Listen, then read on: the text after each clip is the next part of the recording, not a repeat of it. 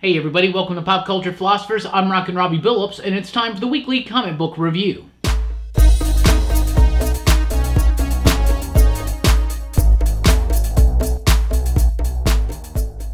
That's right everybody, welcome to the weekly comic book review here on Pop Culture Philosophers. I'm Rockin Robbie Billups, and this is the show where I read a lot of comic books and I'll let you know what I thought about them. And let's get right into it with the pick of the week.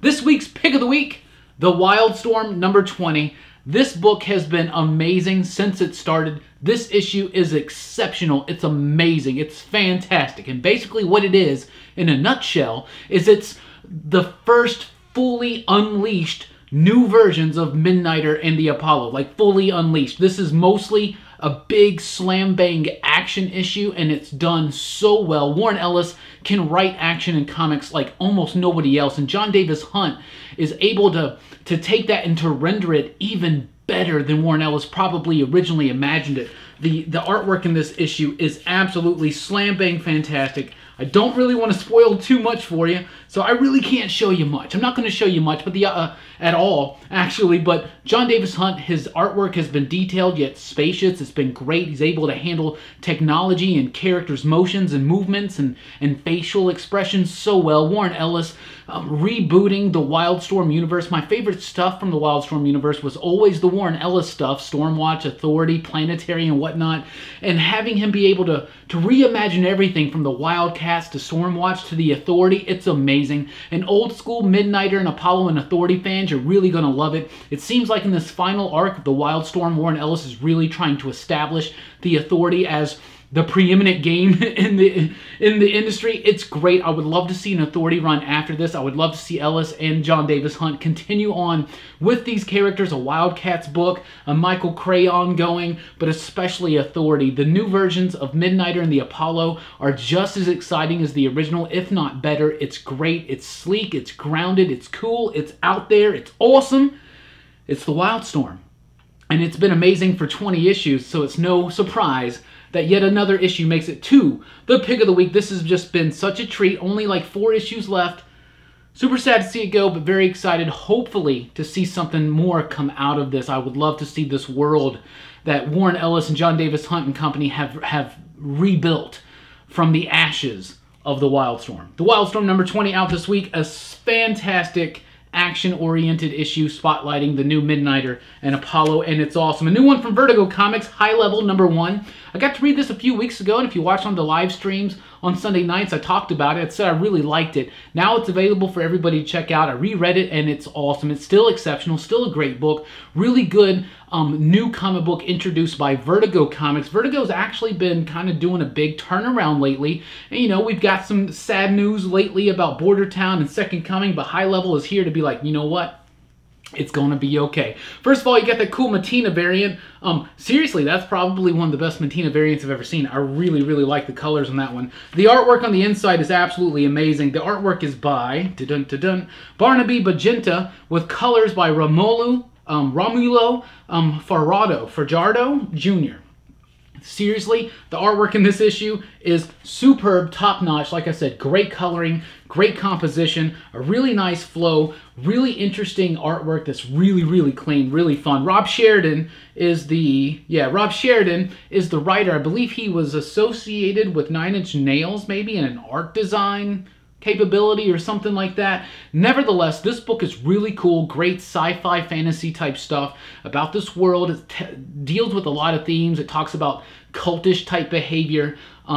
It's really good, really fun stuff. It's basically about a junker on this planet, and there's this place called High Level, right, where some people go there and they live these strict lives and they can ascend maybe to a higher plane because the majority of this world is either not caring about what's going on or it's in the midst of a civil war or something like that, right? And this is going to be a really fun story. It's got a great hook at the end. Like I said, great art, a great cover. You're really going to like this one. High Level number 1. Highly recommended. Also from DC Comics, we got Naomi number 2, the second issue. Issue number 1 really hit hard. It's written by Brian Michael Bendis and David F. Walker. It's a new character they created named Naomi for the DC Universe that's eventually supposed to unlock a super secret mystery about the DC Universe, right? Most assumedly, is that even a word? Most assumedly? Anyway, most assuredly, I should say, revealing something about Naomi's somehow past connections to superheroes or whatever. She's adopted. She doesn't know who her real parents are. There's this mystery. She's got this superhero fascination. The first issue was amazing, especially with Jamal Campbell, the other co-creator on Naomi. His artwork, fantastic, amazing, and the artwork stays steady in this issue. It's clean. It's beautiful.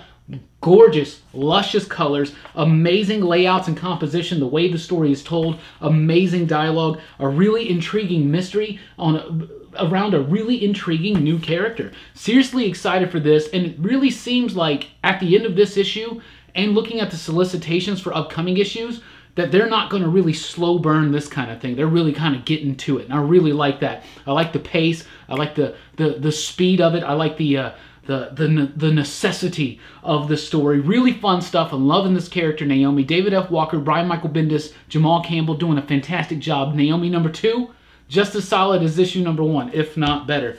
Legion of Doom is here in Justice League number 18. So this is the 4th Legion of Doom-centric issue, and I've loved these issues. When they first were announced that they were doing these and James Tynion was going to come in every few issues and do a Legion of Doom issue, at first I was like, just seems like it's Snyder trying to like take a break here and there or whatever. No. These books have been amazing, and they've been extra revelatory. And in fact, the last few issues of this have really explained a lot about this whole big gist of what Scott Snyder, James Tynion, and company are doing with the Justice League. And these Legion of Doom issues are just exceptional. This one is no joke as well. Pascal Ferry comes in on the artwork. Not the cleanest artwork I've ever seen from the cat, but it is still very good. It gets the job done. And the big focus of this, aside from just a lot of revelations about a lot of stuff. In fact, for instance, the revelations that happen in here, for instance, like if you think some of the things in this run are silly, like I do, like the idea of the cosmic doorknob that Lex Luthor finds in like the Legionnaires Club, which is kind of like an American Legion or something like that. No, it's all explained, and it's all explained perfectly in this issue. It's great, a great focus on Brainiac and Lex Luthor and how they're going to interact together in the future. This new incarnation of the Legion of Doom is exceptional. I'm loving what Snyder, Tynion, and company are doing on this book. Justice League number 18, or should I say Legion of Doom number 4. No exception. Great stuff there. Big mysteries revealed, and now we're moving ahead to that 6th dimension story that I'm very, very excited about. Batman number 65 is here with the third part of The Price of Vengeance. So this is a story. It's kind of teaming up Batman and Flash. It's written by Josh Williamson. It's got artwork by Gilliam March, and the artwork's okay. It's not my favorite. It's not my favorite work from March even. But the story is pretty decent. It's okay. Kind of like The Button, where it's something that's kind of tied into something that's really going on in the DC universe, but kind of not really that important. But it does kind of really start revealing a lot about the Gotham Girl character and her brother Gotham, their story, their origins, where they came from, what Gotham Girl's been doing right now. It's got a really slim tie-in to Heroes in Crisis. Incredibly slim. Like, just like that Barry is mad at Batman because of what happened to Wally. That's pretty much the connection. Outside of that, it basically seems like this is Joshua Williamson kind of wrapping up and taking care of some Gotham Girl type stuff for Tom King. Is what it feels like to me. I don't know. It's pretty interesting though. I do like the way that Barry and Bruce work together, so it's interesting to see them spotlighted a little bit more since The Button. It's a really cool friendship and dynamic that can really be explored a lot more fully in the DC universe.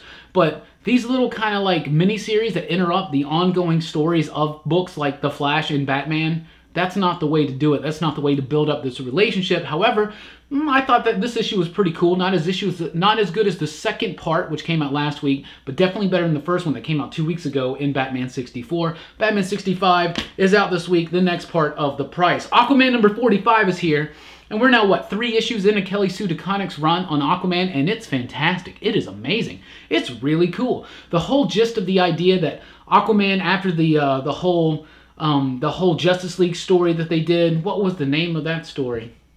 With all the Aquaman tie-in, Drowned Earth, right? After the after effects of Drowned Earth, Aquaman washes up on this island. He doesn't remember who he is. I'm like, oh, this is going to be silly. It's going to be dumb. No, it's not. It's really, really good. And Robson Roach's artwork is splendidly elegant and fantastic and just textured and detailed and beautiful. The artwork in here is super exceptional, but Kelly Sue DeConnick is actually crafting such an interesting tale, kind of taking Aquaman out of the equation a little bit by kind of having him have this amnesia type thing going on, but still just kind of understanding the character and rebuilding up this new mythology kind of around the DC Universe, around the Aquaman verse, I should say. This Nama, Mother of Death character, her whole origin, everything's explained. It makes sense. It makes mythological sense. Aquaman's been a really solid book, and I think this is the best the book has been.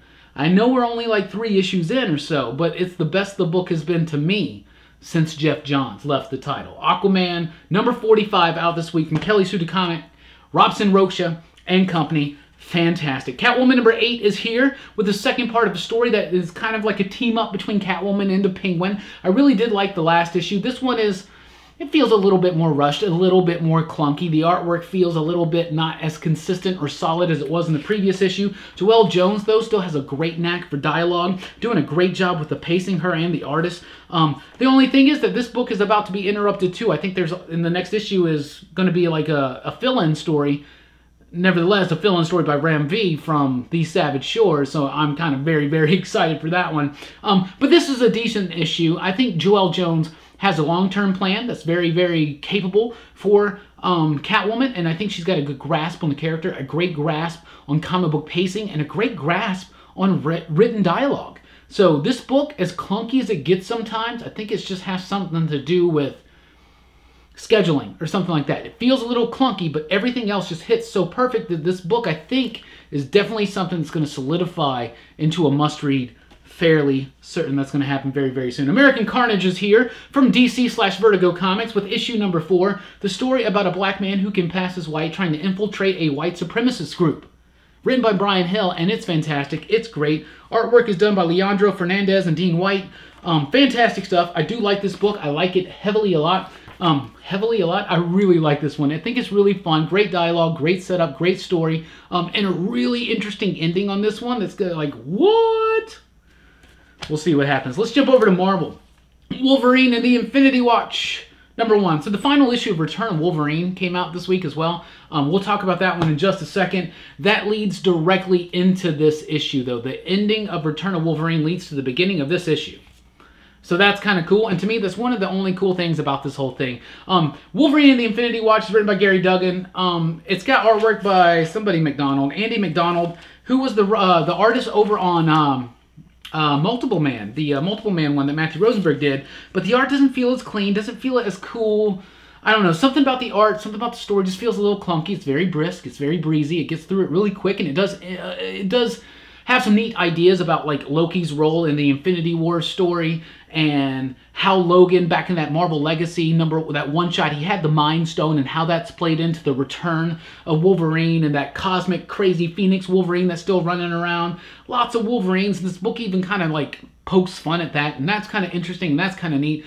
The only problem is that Infinity Wars to me was not that exciting, not that exceptional, and to have a book that's really about the return of Wolverine and also about that and continuing on that story, it just really kind of makes a book to be kind of dull and uninteresting to me. But not as dull and uninteresting as Hulkverine's was to me. Hulkverine's number 1 is here, and if you've been following Weapon H and you like that story, it's basically this dude that's been spliced with like Wolverine and Hulk DNA, so he's the Hulkverine, right? Yeah. So this is the issue, the number 1 issue of a 3-issue series written by Greg Pak, who kind of did all this stuff starting in that Weapon X book. But this is the moment you're all been waiting for, so it's about Weapon H, the Hulkverine, coming up against the Hulk and Wolverine. So Wolverine's been gone forever, and now all of a sudden there's a bunch of Wolverines back, and the main Wolverine is all over the place this week. But this issue, it's okay. I haven't really been following this story. I thought it was interesting at first, but I kind of got out of it. It seems a little silly. It feels like they know that it's silly, though, and they're kind of leaning into that. And I really feel like this is just kind of like an encapsulation of the entire Weapon H story is what it feels like. So if you haven't been keeping up with it, you may feel a little lost. But if you've been waiting and eagerly anticipating the Hulk and Wolverine to come up against Weapon H, it's here. And it happens. The Age of X-Men continues on this week with Amazing Nightcrawler number 1. Admittedly, this is the weakest issue so far of the Age of X-Men, but there's only been a handful, and there's surely going to be one that's not super great, right? I love Next Gen, I love Marvelous X-Men, I loved the Alpha one-shot, and I actually did like Amazing Nightcrawler #1. It just definitely wasn't the most solid one. But in this new age of X-Men, this mutant utopia, right, that X-Men has created, where the X-Men are kind of like trapped in and shunted off now, Nightcrawler is the most famous X-Man. He's a movie star, he's a big idol of millions and things like that. So that's interesting to explore that with Kurt Wagner. I think that's really, really cool because it's not typically what we get to see from him. He's always kind of hidden away from society. To see Kurt kind of be this like boisterous, upfront, vibrant personality that the entire world likes, that's interesting, but also to see the other side of fame. That's kind of cool as well, and it does have an ending that ties into one of the things in this Age of X-Men that makes it not quite so utopian, but so far, so good, this Age of X-Men stuff. Like I said, Amazing Nightcrawler is not as good as Next Gen or Marvelous X-Men #1 was, but a pretty decent issue set in a really cool, interesting mutant utopia world that's very, very fun. Uncanny X-Men #12 is here. This is awesome. Another book with Wolverine in it, by the way. This is Wolverine and Cyclops trying to move on, trying to continue on the legacy of the X-Men after all the X-Men have supposedly died, when we know they've been shunted off into this Age of X-Men universe, right? But this is Wolverine Cyclops rebuilding the X-Men, a ground up, literally almost from the reboot of it, and it's fantastic. It's fun. It's great. Salvador Larroca's artwork is all right, a little stiff at time. Rochelle's Rosenberg coloring, though, I really like it. I found it very luminescent, very, very cool. Matthew Rosenberg, though, this is great. This is fantastic stuff. Ties in a little bit to his New Mutants story. So if you read his New Mutants Dead Souls miniseries, which was super cool because it had a lot of Joy Division references in it that I thought was really, really nifty.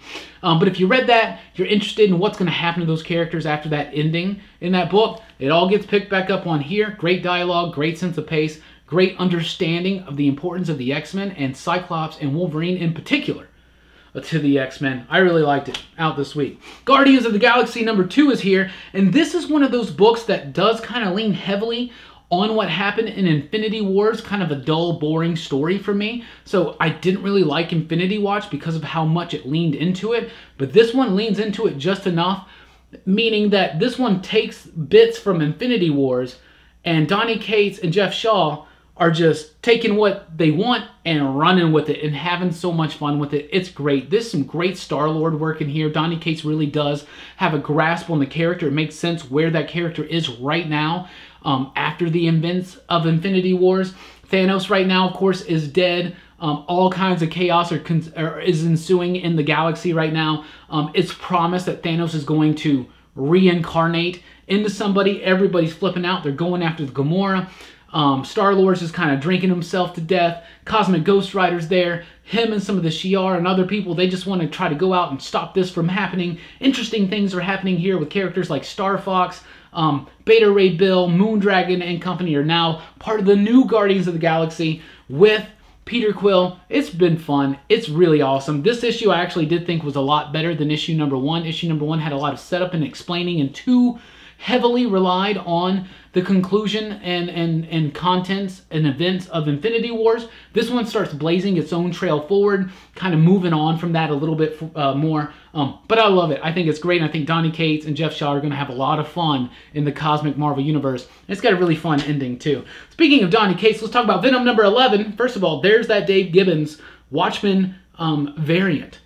It's going to be pretty hot because it's super, super cool. On Twitter a while ago, Ryan Stegman, Donny Cates, they were just kind of joking around. They were like, Venom is better than the Watchmen, right? Well, they've really come full circle on that one. This is a great issue that has a lot of revelations about Eddie Brock and Symbiote and their history together and some of Eddie Brock's history. That's what Donny Cates and Stegman and company have been doing this entire time. Reinventing the mythology of Venom and Eddie Brock as well. Really interesting revelations in here. They're organic, it works, it makes sense. You got a shocker of an ending at the end, but when you think about it, you're like, whoa. It's a great story about depression, a great story about codependency. That's kind of what this book is mostly about. This issue in particular really kind of starts hitting that theme right on the head of that nail. The codependent relationship that Eddie has with the symbiote. I'm loving it. Ryan Stegman is helped out by Joshua Cassara on the penciling in this issue. The issue still, though, has a very consistent flow through it. It's great. If you've been loving Venom, you're going to love it, and you're going to want to get this cover. Trust me.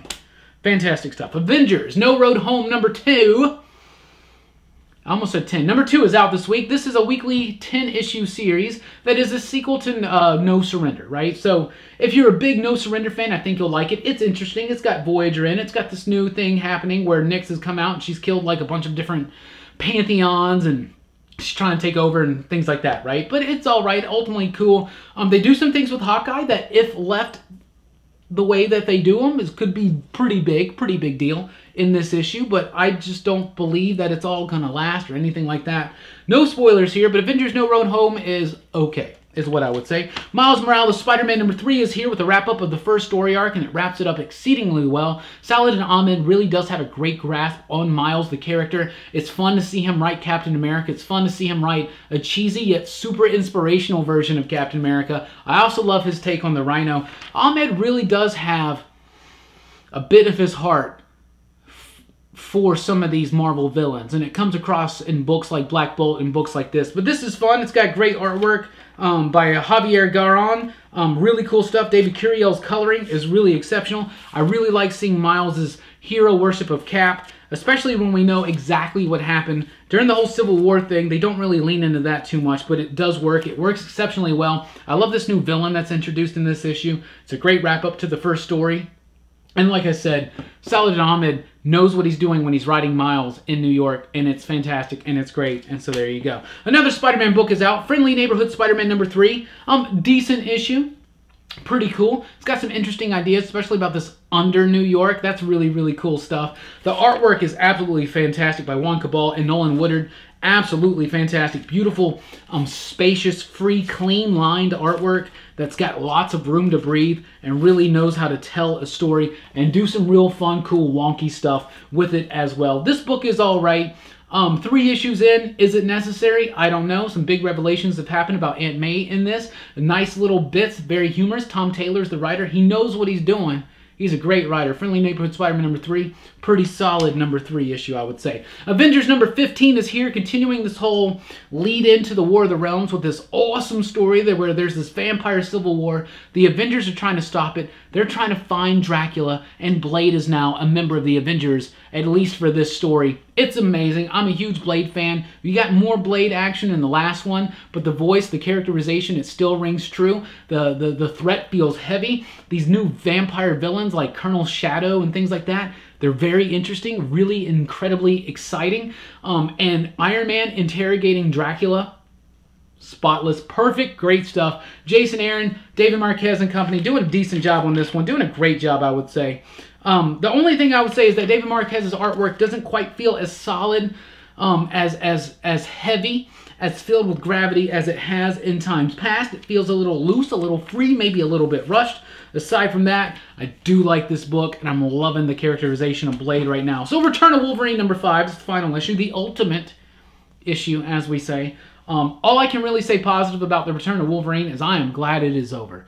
This has been the whole death, hunt, return of Wolverine. I've not liked any of it at all. I have powered through, and I don't know why I did. It didn't really, nothing even super exceptional about the way Wolverine comes back. Just the villain did it. I don't know. Not really digging it. Old Man Quill number 2 is here. So Old Man Logan by Mark Millar and Steve McNiven. Great stuff. Old Man Hawkeye by Ethan Sachs, writer of Old Man Quill, and Marco Cicchetto, who's now the artist on Daredevil, new issue next week.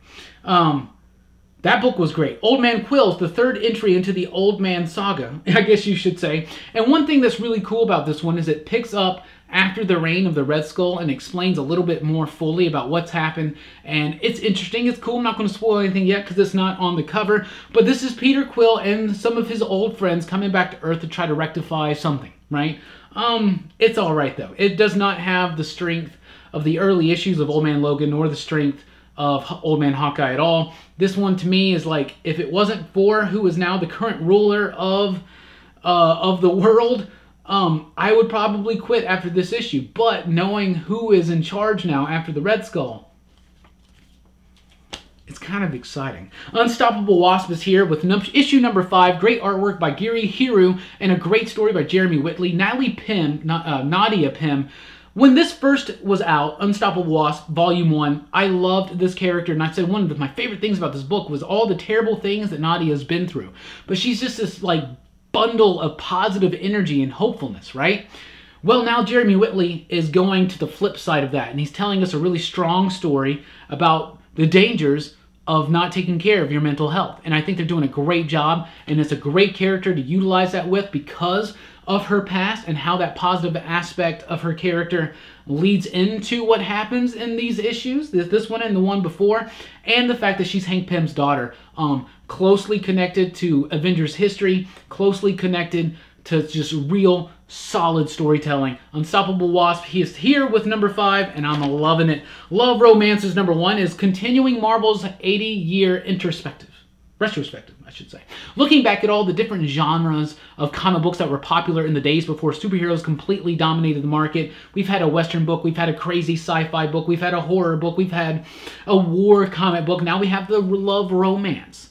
The romance comic book, which was a very important thing and a very big deal back, especially in the 40s and 50s, even for Atlas Comics / Marvel.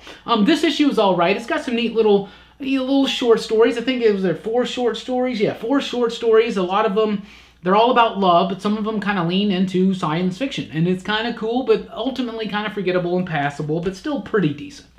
Right? Valiant releases Incursion number 1 out this week, so it takes the character of the Eternal Warrior, I believe, and the Geomancer.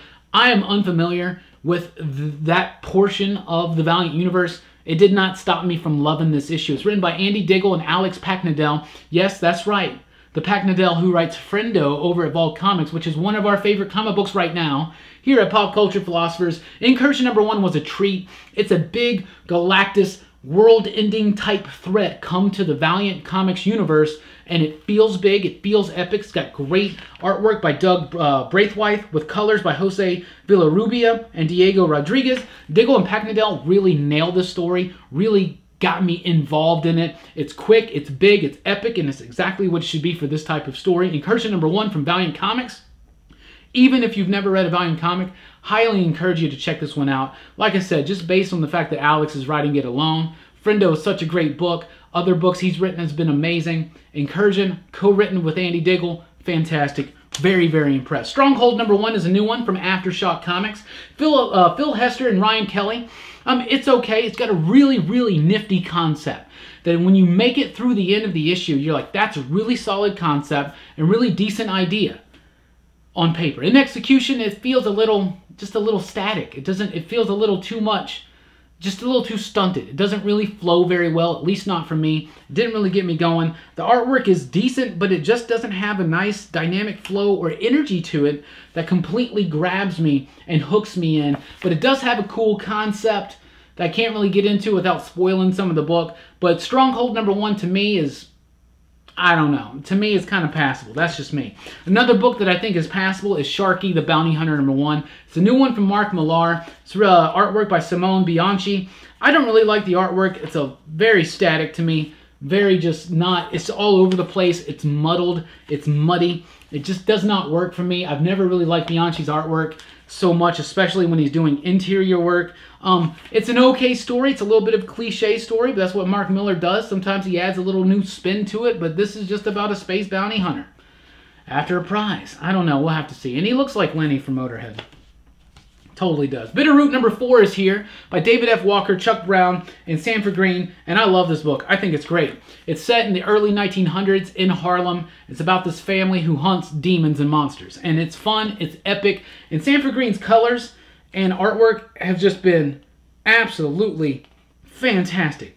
This stuff has been so amazing, dynamic, fluid, beautiful, luscious colors, and a really intriguing story, and great characters, and great horror comics out there right now. And Bitterroot, number 4, so definitely be on the lookout for that. Middle West, number 4 is here. This is some of Scotty Young's best stuff he's ever done. It's like a Midwestern, it's like a Midwestern fantasy type thing, but it doesn't lean too heavily into the fantasy aspect, but it's still there. It's subtle. It's really fun. It's a story about a boy who's running away from home and an abusive father, and the legacy that could possibly leave behind. But it's really fun, very light, semi-ish, all ages, definitely PG-13 I would say, but it's really fun. It's great if you like things like Oz and Alice and stuff like that. Heavily recommend this one. But this book has been great. It's been so good. Jorge Corona on the artwork. It's just been beautiful. Really fun stuff. This is a nice light-hearted issue about him and the fox trying to steal some corn dogs. But it's super, super fun. Super, super fun. From IDW, we got the 4th issue, the penultimate issue of GoBots, number 4 by Tom Scioli. I'm loving this one. It's seriously like a teenage Jack Kirby was drawing GoBots comic books in the back of his high school notebook. That's exactly what it's like. And it's fantastic, and it's great. So if you like his work from books like G.I. Joe versus Transformers and things like that, you're gonna love it. Old school GoBots fans, I think you'll find something to love in here. But if you're not a GoBots fan, it won't necessarily turn you into a GoBots fan. But it's really, really like a strong example of the strength of different, unique, and experimental comic books. Absolutely. Hot Lunch Special number 5 is here. This is the final issue of the series from Aftershock Comics. Elliot Rahal, Jorge Fornes, and Taylor Esposito. An amazing creative team. A great writer, great artist, great letterer. Fantastic team, and it shows. This has been a great crime fiction book revolving around this family that owns a food company, and it's just been great. It's like blue-collar Sopranos in a way. Fantastic stuff. I'm sorry that's storming right here. The thunder upsets the dog. Hot Lunch Special, though, they nailed the landing. It's a great final issue, well worth the wait. Took a couple extra months, I believe, for this final issue to come out. The artwork by Fornes is amazing. Esposito is one of the best letters in the business. Rahal's script is perfect. It's great. Everything comes together so perfectly, and it just soars. It's exceptional. And finally, let's talk about Mars Attacks number 5, the conclusion of this series from Dynamite Comics. Dynamite now has the rights to Mars Attacks, and they've done something exceptional with it. They've gotten Kyle Starks and Chris Schweizer on it, and doing a very, seriously, it feels like a very small, low-level, independent type comic book, but it's in Mars Attacks, and it totally goes along with the story. It's been very tragic, very sentimental, great artwork, really cool stuff, really fun stuff. I really love Mars Attacks.